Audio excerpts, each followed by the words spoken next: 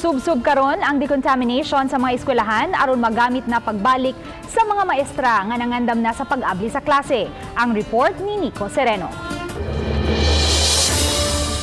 Sa eskwelahan sa Barangay Tabuk na abtanamo ang mga personnel sa Mandaue City RRMO nga busy sa pag-sanitize sa lugar aron maandam kini sa pagbukas sa school year. Ang Tabuk 1 Elementary School wala hinon gigamit isip COVID isolation facility.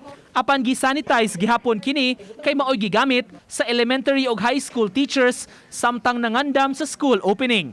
Ang Tabuk National High School nga nagamit isip isolation facility wala nay pasyente kay na-discharge na.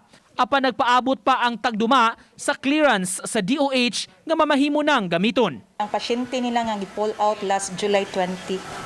Anya mga 3 days after gi-disinfect sa barangay. Nya karon gi-disinfect na sad sa city.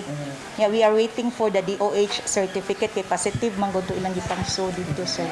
Matud sa City Hall, padayon ang disinfection sa CDRRMO sa mga eskwelahan aron mabalik na sa DepEd. Bisan kun walay face-to-face classes, ang mga magtutudlo mo'y mugamit sa mga classrooms. Apan ibilin ang tulo ka mga eskwelahan sa Mandaue alang sa mga COVID patients, samtang wa pa mahuman ang giugmad nga isolation facility.